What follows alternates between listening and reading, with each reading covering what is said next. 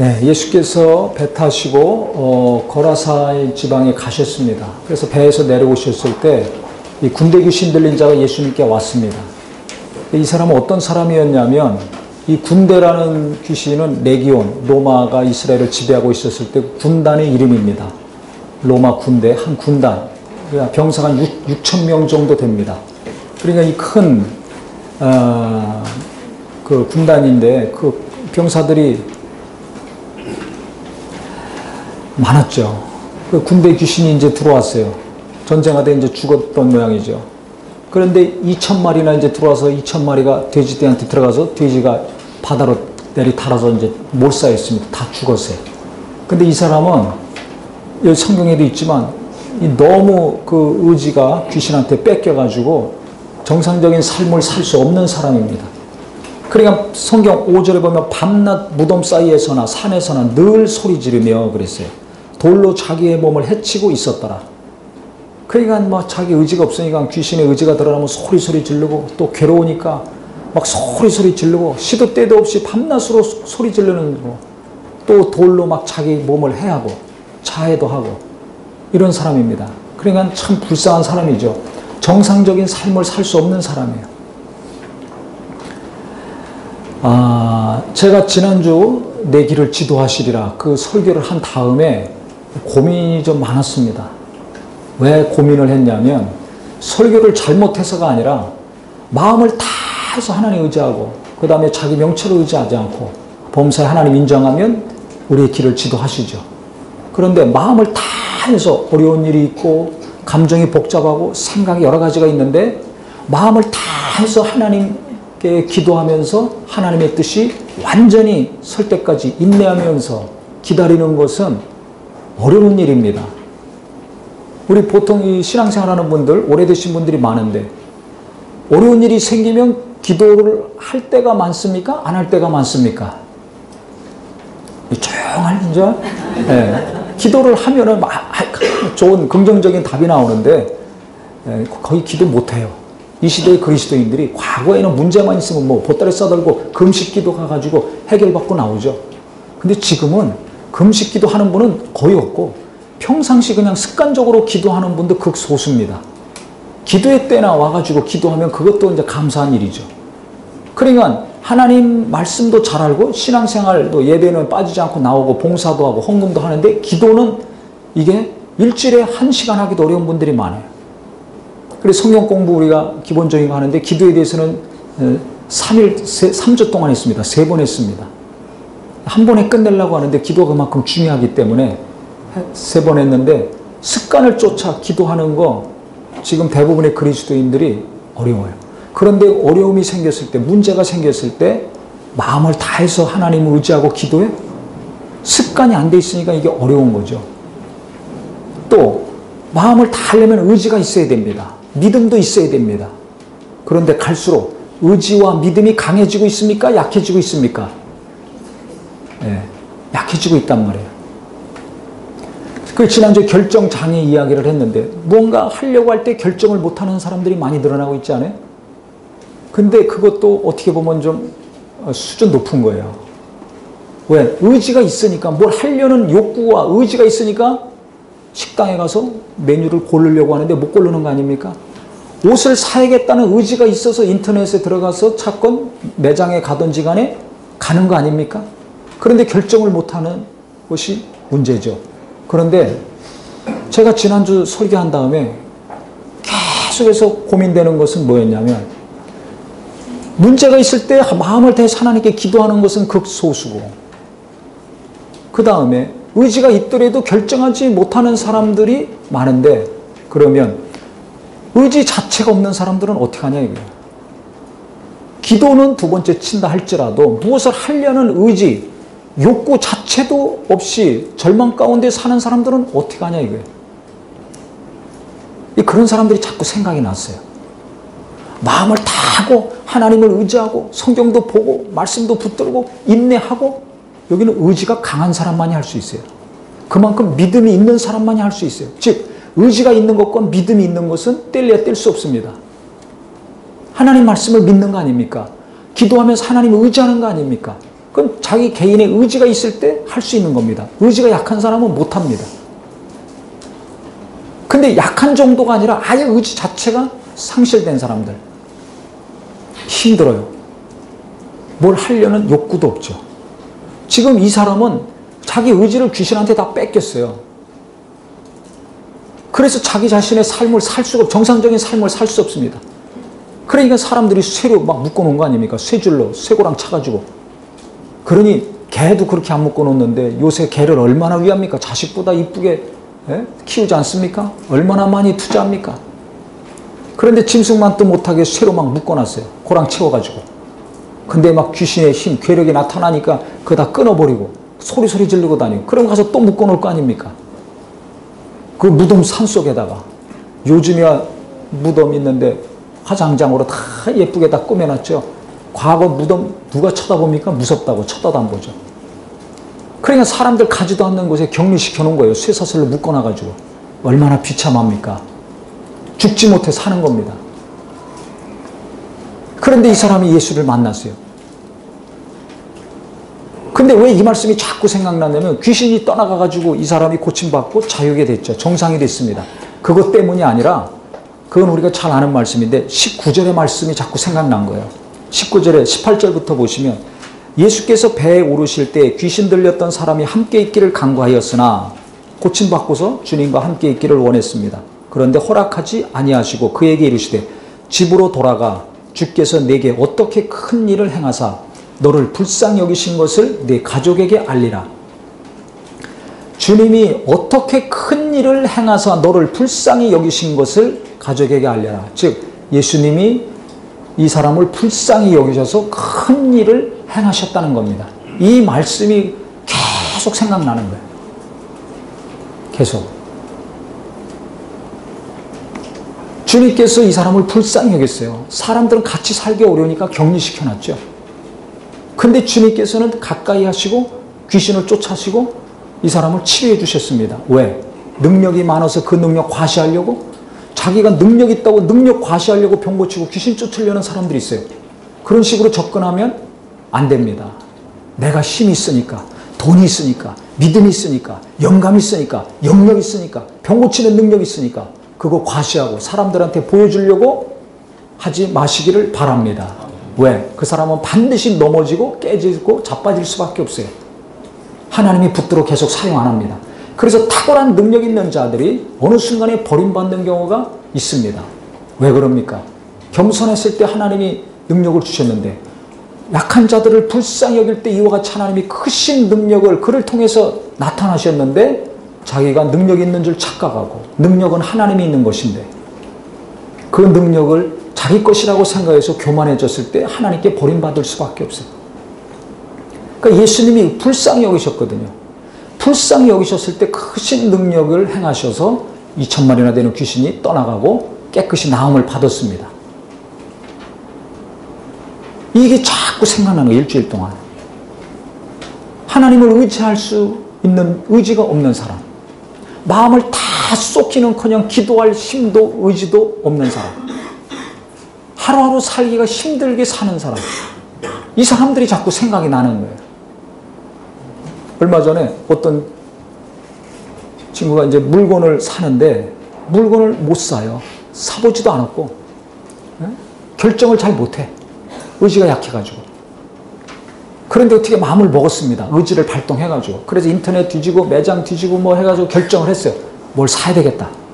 평생 안 사던 사람이. 그래 갔습니다. 가서 어느 매장을 갔는데 없어요. 그래서 하루 종일 서울, 경기 지역을 다 다니면서 전철 타고 인터넷 보면서 몇 군데를 갔어요. 하루 종일. 그래서 그 물건을 샀어요. 자기가 원하는 거. 값을 지불하고. 그리고 집에 왔습니다. 저녁 때.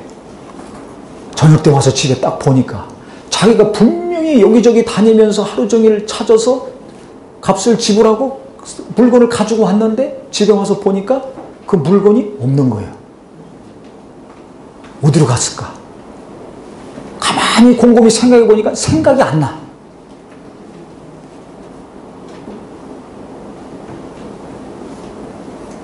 그래 어떻게 살아요? 자기가 물건 사가지고 집에 왔는데 어디다 놓고 온 건데 어디다 놨는지 생각이 안 나요. 이 정도의 사람이니까 어떻게 살겠어요? 나머지 삶은 상상에 맡기겠습니다. 그럼 어떻게 살아요? 근데 이 사람이 하나님 믿는 사람이에요. 그러니까 어떻게 해요? 자기가 생각해도 너무 자기 스스로가 한심한 거예요. 아니 내가 분명히 거기서 샀는데, 분명히 내가 값을 지불하고 분명히 가지고 왔는데 집에 와서 보니까 없는 거예요. 그게 올 때까지도 그게 없는 걸 모르는 거죠. 그 정도로 이게 뇌 구조가 모질란 거예요. 뭐가 모자라도 한참 모질란 거죠. 이거 어떻게 해야 되나? 그러니까 자기가 아무리 하루 종일 결심해서 며칠 벼르다가 사온 건데 이게 없어, 현재. 값은 지불했고. 이게 돈이 아까운 것이 아니라 많지도 않은 돈인데. 이런 현실. 이렇게 살고 있는 자기 자신이 너무 한심스럽죠. 원래 한심스러운 걸 알았는데 이게 증명이 됐잖아요. 너무 확실하게. 내가 얼마나 쓸모없는 인간인가. 내가 얼마나 살기 어려운 존재인가. 내가 물건 사갖고 갖고 오는 것도 제대로 못하는 존재라는 것을 깊이 깨달으니까 얼마나 이게 힘듭니까? 가장 살기 힘든 사람인데. 그런데 어떻게 해요? 기도해야지. 물건 찾아야 되잖아요. 찾을 의지는 있어요. 생각은 있어. 그래가지고 기도한 거예요. 하나님 믿는서 주여 이거 어떡합니까? 내가 고생해서 며칠 동안 별르다가 찾다가 오늘도 하루 종일 여기저기 찾아다니면서 내가 산 건데 주여 이거 잃어버리지 않고 찾게 해주시옵소서 막 마음으로 기도했다는 거예요. 계속 기도했어요. 그러면서 전철역 전화해서 혹시 전철에다 놓고 내린 거 아닌가? 분실물 센터 전화했더니 없다는 거예요. 없대. 그러면 어떻게 해요? 또 기도했죠. 기도하는데 그 기도 가운데 깨달은 것이 있어서 하나님이 깨닫게 하셨는데 뭘 깨달았냐면 첫 번째는 내가 진짜 형편없는 존재, 살 수 없는 존재, 아무것도 할 수 없는 정말 무능력자라는 것을 깨달은 것과 동시에 이렇게 아무것도 할 수 없는 자가 하나님을 만났다는 것이 얼마나 감사한가. 나는 살 수 없는데 어떤 것도 작은 것도 남들은 그냥 일상적으로 할 수 있는 일도 못할 정도로 부족하고 약한 자인데 내가 하나님을 알고 있고 내가 하나님을 만났고 내가 하나님을 의지하고 사는 것 자체가 얼마나 감사한 것인가. 그것을 깊이 깨달아서 평안이 찾아왔다는 것입니다. 할렐루야. 할렐루야. 내가 만약에 하나님 몰랐다면 하나님 만나지 않았다면 어떻게 사는가. 살 소망이 없겠죠. 그 기도했어요. 그래서 깊은 걸 깨닫고 그거 잊어먹어도 뭐 몇만 원짜리니까 돈이 아까운 것이 아니라 잊어먹어도 괜찮다. 내가 하나님 알고 믿고 산다는 걸 하나님이 너무 깊이 깨닫게 하셔서 내가 너무 감사하다. 그래서 큰 은혜를 받고 위로를 받고 평안 얻었어요. 그래서 다시 전철 타고 이제 거꾸로 가는 거죠. 그래 그 매장에 가가지고 물어봤더니 2번씩이나 그거 없다고. 어디 보관을 분실물 뭐 습득한 거 없냐고. 없다고. 그러더래요. 얼마나 낙심이 돼. 현장에 갔는데도 없어. 그런데 어떤 아주머니가 그러더래요. 학생 그 물건 그거 저기다가 맡겨놨다고. 그거 놓고 가지 않았냐고. 가보니까 그 물건이 있더라는 겁니다. 할렐루야. 결국 찾았어요. 근데 그 물건 찾고 손해보지 않은 것이 감사한 것이 아니라 찾은 것도 기쁘지만 더 감사한 것은 내가 하나님을 믿고 있다는 것. 내가 하나님을 만났다는 것. 내가 진짜 어려울 때 내가 하나님을 의지하고 기도할 수 있다는 것이 너무 감사했다는 것입니다. 근데 이런 간증은 할 수 있어요? 없어요? 창피하잖아요. 그러면 내가 어떤 인간인지 사람들한테 다 알리게 되니까 대부분 이런 치명적인 연약함은 얘기 안 합니다. 아주 신뢰하거나 가까이 있는 사람한테만 얘기하지. 이렇게 나에게 치명적인 약점, 의지가 약하다든지 아니면 육체가 연약하다든지 성품적으로 큰 문제가 있다든지 아니면 경제적으로 치명적으로 어려워서 숨을 쪼여온다든지 이런 힘든 문제들이 내 안에서 내 가족 안에서 내게 관계된 사람과 일 가운데서 있습니까? 없습니까? 있지요. 그것이 나 자신일 수가 있고 어떤 분은 내 아들이나 딸일 수가 있습니다. 어떤 분은 내 남편이고 아내일 수가 있어요. 어떤 분은 하는 사업일 수도 있어요. 어떤 경우는 교회일 수도 있고 어떤 경우는 그것이 성도나 목회자일 수도 있습니다. 그 사람 때문에 그 일 때문에 나 때문에 소망이 끊어지고 절망 가운데 무너져가는 경우가 있죠. 그러니까 그런 사람들이 자꾸 떠오르는 거예요. 의지가 약하고 믿음도 약하고 자기 스스로 하루하루 사는 것 자체가 힘든 사람들은 그럼 어떻게 해야 되냐? 마음을 다 할 수가 없는데 자기 명철을 의지하고 명철이 무슨 명철이야? 명철 의지할 명철도 없었어. 머리가 안 돌아가는데 생각도 안 돌아가는데 어떻게 뭘 의지할 것도 없어요. 자기가 머리가 안 돌아가는구나. 아, 내가 의지가 너무 없구나. 나는 아무것도 할 수 없구나. 이것만 자꾸 살면서 깨닫고 절망의 구렁텅이로 빠져들어가는데 어떻게 하냐 이거예요. 이런 분들이 자꾸 생각이 나요. 일주일 동안. 그러면서 이 말씀이 생각이 났어요. 본문의 말씀이. 이 말씀으로 설교하다 보면 주로 어떤 설교입니까? 귀신 쫓고 병 고치는 거죠. 그래서 귀신은 어떻고 귀신 쫓아대는 어떻고 뭐 능력을 얘기하고 막 그래서 막 귀신 쫓고 막 뭐 이런 거. 그런데 그런 고민 가운데 이 말씀을 통해서 생각난 거는 그 청년의 어머니, 그 형제 어머니가 그러니까 어떻게 기도를 했겠어요. 자식이 그러니까 그렇게 연약하고 부족하니까 어머니가 기도를 무지막지하게 하죠. 그 엄마가 기도 많이 하는 분이에요. 그분이 그 아들 위해서 기도할 때마다 생각나는 말씀이 이 말씀이라는 거예요. 이 군대 귀신 들려가지고 고통 가운데 밤낮 소리 지르고 돌로 자기 몸을 해하고 사는 쇠사슬에 묶어놓고 무덤 속에 산속에다가 격리시켜놓은 이 사람이 자꾸 생각난다는 거예요. 근데 사람들은 버렸지만 스스로도 하루도 어떻게 살 수 없는 비참한 인생이지만 누가 불쌍히 여기셨습니까? 예수님이 불쌍히 여기셔서 귀신이 떠나가고 온전케 됐잖아요. 그러니까 나도 이 아들을 어떻게 해결해 줄 수 없고 아버지도 해결해 줄 수 없고 어느 누구도 해결해 줄 수 없는데 하나님이 불쌍히 여겨 주시옵소서. 이 사람 주님이 불쌍히 여기시고 귀신이 떠나가고 온전케 된 것처럼 주여 내 아들을 불쌍히 여겨 주시옵소서. 주여 내 자식을 불쌍히 해서 막 눈물로 계속 기도만 하는 거죠. 눈물로. 이 기도가 저와 우리 모두에게 이루어지는 기도가 되기를 예수 이름으로 축원합니다. 그 인간 볼 때는 답답하고 멍청해 갖고 바보 같고 등신 같고 천치 같고 자기도 그걸 모르나 알지. 그런데 가정에서 이웃에서 교회에서 이 바보야 그것도 못해? 이 등신아 그것도 못해? 라고 하면 살리겠어요? 죽이겠어요? 그걸 잘 알죠. 그 사람 죽이는 겁니다. 죽이는 거 뻔히 알면서도 내 입에서 그 말이 나옵니까? 안 나옵니까? 나오잖아요. 그러니까 그런 말 하면 안 되는 줄 알면서 한 말을 내 입에서 나갔으니 주여 나를 용서하여 주시고 나를 불쌍히 여겨 주시옵소서.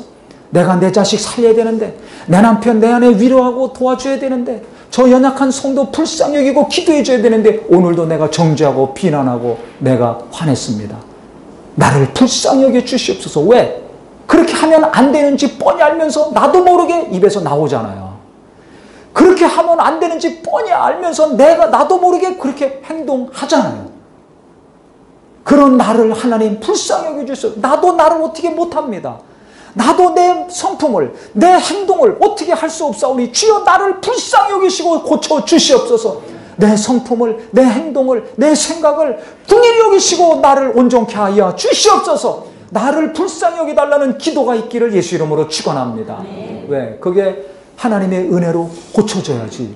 내가 노력해서 고칠 수 있으면 이미 고쳤을 거 아닙니까? 돈으로 할 수 있으면 어느 누구의 힘으로 할 수 있으면 이미 했을 거 아닙니까? 근데 이게 돈으로도 안 돼. 힘으로도 안 돼. 노력으로도 안 돼.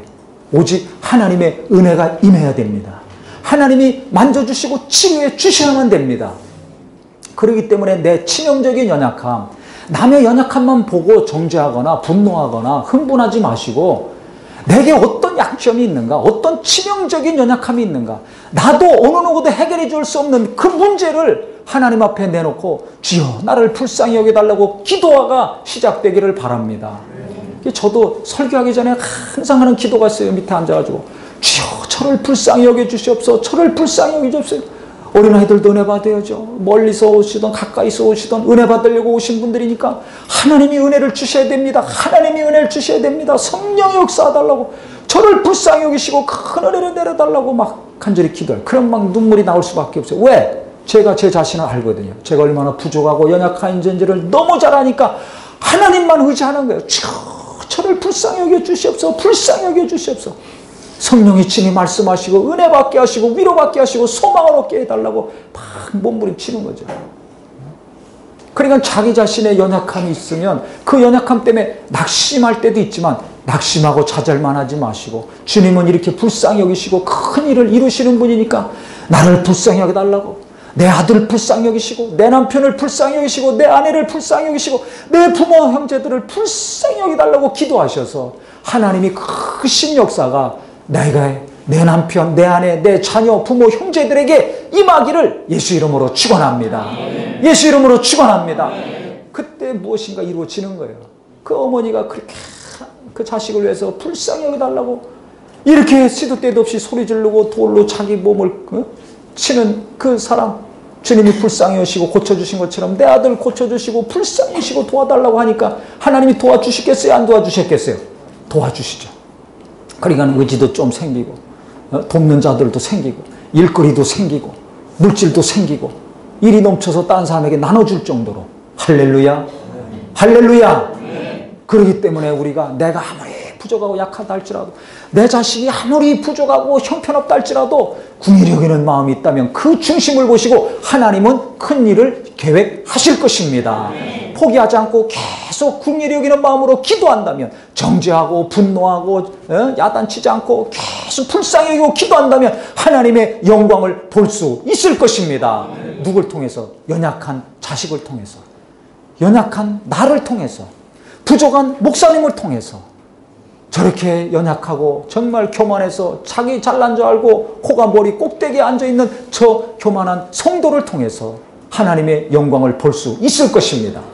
그렇기 때문에 우리가 잘 알아야 될 것은, 예수님은, 잘 들으세요 지금부터, 믿음 있고 의지가 있는 자들이 대부분 고침받은 역사가 성경에 많이 나옵니다. 그래서 예수님은 믿음을 가지고 온 자들, 간절한 마음을 가지고 온 자들 거의 100% 다 고쳐주셨어요. 12년 동안 혈류병 걸린 여자, 옷깃만 스쳐도 나음을 입을 수 있을 것 같다는 뭐가 있었습니까? 믿음이 있었죠. 소경 바디메오, 눈이 떠지지 않아가지고 소경으로 거린 생활했어요. 빌어먹는, 얻어먹는 생활했습니다. 근데 예수님이 가까이 가신다는 걸 알고 다윗의 자손 예수여 나를 불쌍히 여기소서, 다윗의 자손 예수여 나를 불쌍히 여기소서 고래고래 소리 질렀습니다. 뭘 원하느냐? 예수님 오시고 뭘 원해? 보기를 원합니다. 네 믿음대로 되라. 눈이 떴습니다. 그러니까 그가 소경이고 거지였지만 그 안에는 뭐가 있습니까? 보고자 하는 간절한 열망이 있어요. 의지가 있어요. 또 예수님 만나면 나는 눈 뜰 수 있다는 믿음이 있었습니다.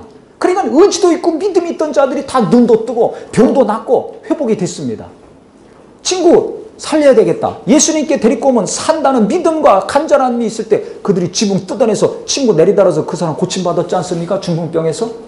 그러니까 성경에서 예수님이 고치신 역사, 크신 능력을 행하셨던 역사를 보면 다 믿음이 있고 의지가 있었어요. 환자 자신이나 그 가족이나 친구들이.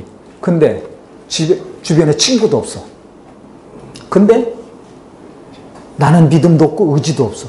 이런 사람은 어떻게 해야 돼요? 예수님이 너는 믿음이 없구나, 그냥 죽어라. 너는 의지가 그렇게 없구나, 너는 그냥 그렇게 살다 죽어라 라고 하지 않으셨어요.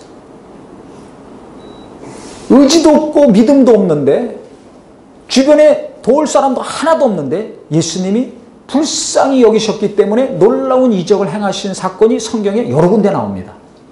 주일날 계속 오신 분들은 알죠. 38년 된 병자, 그 사람 예수님 보고 살려달라고 하지 않았어요? 믿음이 있어서 예수님 의지하지 않았어요? 베데스다 못가에 환자가 많은데도 예수님이 그 사람한테 찾아가셨습니다. 왜? 병이 오랜 줄 아시고. 그 많은 사람들 중에 가장 오랫동안 병에 시달리고 괴로워하고 절망 가운데 있는 사람 딱 가셨어요. 그래서 그 사람 고쳐주셨죠. 나인성 과부, 자식을 잃었어요. 과부 혼자 사는데 아들 하나 있는데 그 자식이 죽었네. 초상 치르면서 관에 앞세워, 아들 관 앞세우고 나가면서 통곡하고 웁니다. 그 여자가 예수님 보고 뭐 살려달라고 안 했어요. 애걸복걸도 안 했어요. 예수님이 누군지도 몰라요. 눈물이 앞을 가리는데 지금 아무것도 몰라요. 그런데 그 여인의 슬픔과 고통과 아픔을 보시고 예수님이 불쌍히 여기셔서 가셔서 관에다 손 얹고 기도하신 다음에 그 아들 살려서 그 초상집이 잔치집이 되게 하셨죠. 지금도 마찬가지예요. 예수님 오시옵소서, 저 미쳐가지고 지금 날뛰는 괴물 같은 사람이 있습니다. 저 사람 고쳐주세요 라고 누군가가 요청했습니까? 안 했습니다. 이 사람이 제정신 어느 날 들어가지고 예수님께 와서 고쳐달라고? 안 했습니다. 예수님이 불쌍히 여기셔서 일방적으로 귀신 쫓고 고쳐주셨습니다. 할렐루야. 할렐루야. 그렇기 때문에 믿음이 좀 부족한 것이 아니라 믿음이 정말 없고 의지가 약할 정도가 아니라 의지도 아예 없고 결정장애 정도가 아니라 아예 뭐 옷 사러 가거나 먹으러 가거나 만나러 가거나 이야기할 마음도 없고 의지도 없이 사는 사람들, 이런 분들이 갈수록 늘어나고 있는데, 그래서 혼자 핸드폰 갖거나 혼자 컴퓨터 가지고 방에 24시간 몇 날 며칠씩 박혀있는 사람들 갈수록 늘어나고 있습니다.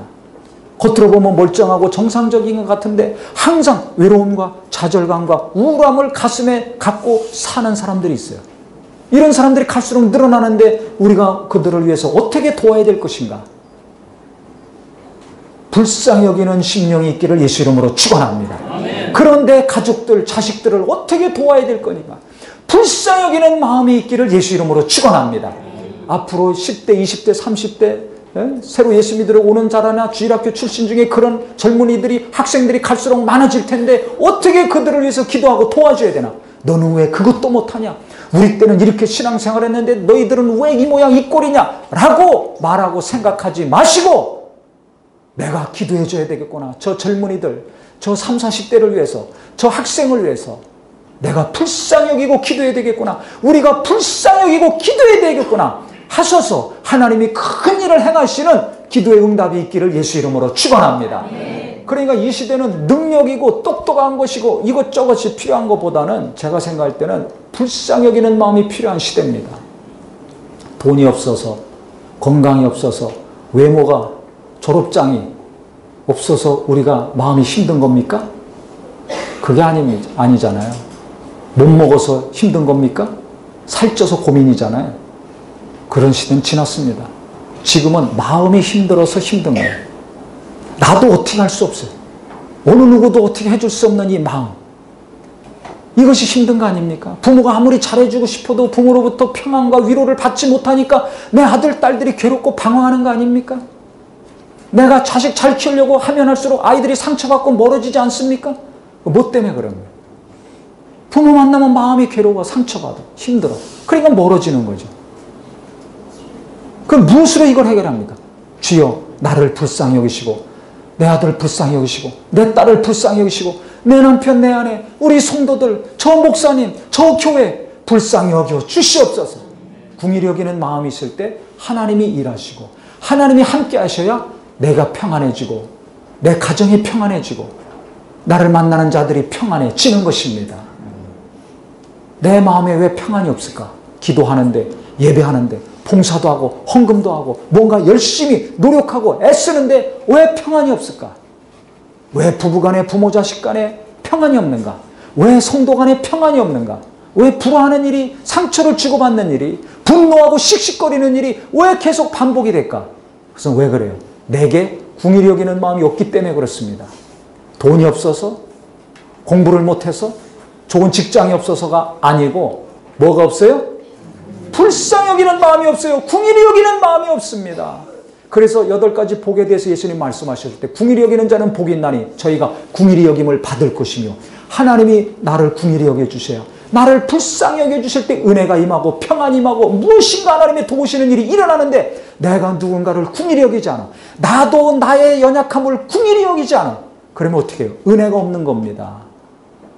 은혜가 없어요. 밥 숟가락은 왔다 갔다 하고 먹는 건 왔다 갔다 하고 전화도 왔다 갔다 하고 돈도 왔다 갔다 하고 할지 모르지만 뭐가 없어요? 은혜가 없어요. 은혜가 없어요. 그렇기 때문에 내가 하나님의 은혜 받아야 되는데 내 자녀들이 은혜 받고 내 가족들도 은혜 받고 교회도 은혜 받고 목회자도 집사님들도 다 은혜 받아야 되는데 그러려면 어떻게 되는가? 목사님은 성도를 궁일이 여기고 성도는 목사를 궁일이 여겨야 됩니다. 성도들끼리도 손가락질하고 쑥덕쑥덕하고 정죄만 하지 말고 서로 연약함을 위해서 불쌍히 여기고 기도해야 됩니다. 그래야 원수가 틈타지 않습니다. 나는 옳고 너는 틀렸다고 맨날 하니까 싸움만 일어나는 거예요. 갈등이 끊이지 않습니다. 주님은 우리 연약함을 다 짊어지셨는데 병도 짊어지시고 죄까지 짊어지셨는데 우리는 그 은혜로 용서받아 놓고서 그 은혜로 평안과 위로와 생명을 얻어 놓고서 왜 손가락질하고 정죄하고 싸우고 있을까? 불쌍히 여기는 마음이 없으면 마귀만 역사하는 거예요. 자기는 정의롭고 자기는 똑똑하고 나는 열심히 하고 나는 잘하는 것 같지만 내 안에 긍휼히 여기는 마음 없으면 원수가 역사하는 겁니다. 열심히 하면 할수록. 그렇기 때문에 주님께서 이 군대 귀신 들린 자 불쌍히 여기셔서 큰 일을 행하시니까 너 가족들에 가서 얘기하라 한 것처럼 주여 나를 불쌍히 여기셔서. 그러니까 내 약점이 뭔지를 아셔야죠. 남의 약점만 보고서 뭐라고 할 것이 아니라 내 약점이 뭔지를 알고 주여 이거 내가 고침받아야 되는데 이것 때문에 나도 괴롭고 남도 괴로운데 주여 나를 불쌍히 여기셔서 불쌍히 여기서 이거 고쳐주시옵소서. 또 가족들 중에 이웃들 중에 성도 중에 정말 어려운 사람 있으면 주여 그 사람 불쌍히 여기시고 주님께서 은혜를 주시고 도와주시옵소서. 이 거룩하고 복된 심령이 이 능력 있는 기도가 하늘에 상달되어서 우리 하나님께서 큰 일을 이루시는 우리 모든 가정이요 심령이요 관계가 되기를 예수 이름으로 축원합니다. 예수 이름으로 축원합니다. 그래서 내 스스로 내 힘으로 해결 못하는 일들 있을 때마다 주여 나를 불쌍히 여겨달라고 기도하세요. 가족 중에 정말 내가 아무리 힘쓰고 노력해도 안 되는 가족들 있잖아요. 그럼 다른 거 기도하지 말고 주여 그 영혼을 불쌍히 여겨주시옵소서. 불쌍히 여겨주시옵소서. 불쌍히 여겨줘. 내 남편을 불쌍히 여기서 도와주시고 치료해 주시옵소서. 내 자식을 불쌍히 여기서 도와주시고 인도하여 주시옵소서. 내 아내를 불쌍히 여기서 은혜 주시고 평안하게 하여 주시옵소서. 불쌍히 여겨달라고 기도하셔야 됩니다. 문제가 있는데 내 능력으로 할 수 없잖아요. 어느 누구의 힘으로도 할 수 없잖아요. 근데 자기 힘으로 막 하려니까 안 되는 거예요. 그때 불쌍히 여겨주시옵소서. 이 사업을 불쌍히 여겨주시고 교회를 불쌍히 여겨주시고 목사를 불쌍히 여겨주시고 성도를 불쌍히 여겨주시고 하나님의 은혜가 하나님의 평안이 임하게 하여 주시옵소서. 기도할 때 누가 큰 일을 행하신다는 거예요? 주님께서 하나님이 큰 일을 행하신다는 겁니다. 다시 보세요. 19절에 19절 우리 같이 크게 읽겠습니다. 시작. 허락하지 아니하시고 그에게 이르시되 집으로 돌아가 주께서 내게 어떻게 큰 일을 행하사 너를 불쌍히 여기신 것을 내 가족에게 알리라 하시니. 내게 어떻게 큰 일을 행하사 너를 불쌍히 여기신 것을 가족들에게 가서 알려라. 간증하라는 거죠. 그래서 내가 정말 내 연약함 때문에 낙심하지 않고 불쌍히 여겨달라고 기도할 때 하나님은 나를 통해서 큰 영광을 나타내실 것이고 너희는 내 이름으로 무엇이든지 기도해라. 그러면 내가 시행하리니 이는 아들로 인하여 아버지가 영광 받으시게 함이라 그랬잖아요. 우리가 기도하면 주님께서 일하시고 그래서 결국 하나님의 영광을 나타내 주신다는 겁니다. 하나님이 영광 받으시는 일, 내 연약함을 통해서 내 가족들의 연약함을 통해서 교회와 성도들의 연약함을 통해서 목회자의 연약함을 통해서 내가 긍휼히 여기는 마음으로 우리가 긍휼히 여기는 마음으로 기도한다면 그 응답이 임해서 하나님의 크신 영광이 나타난다는 것입니다. 하나님이 영광 받으시는 놀라운 자가 될 수 있다는 것입니다. 그래서 우리는 나의 약점, 가족들의 연약함, 누군가의 연약함 때문에 낙심하고 분노하고 좌절만 하지 마시고 긍휼히 여기는 심령으로 기도함으로 하나님이 영광을 나타내시고 하나님이 큰 일을 이루시는 거룩한 역사가 이루어지기를 예수 이름으로 축원합니다. 예수 이름으로 축원합니다. 기도하겠습니다.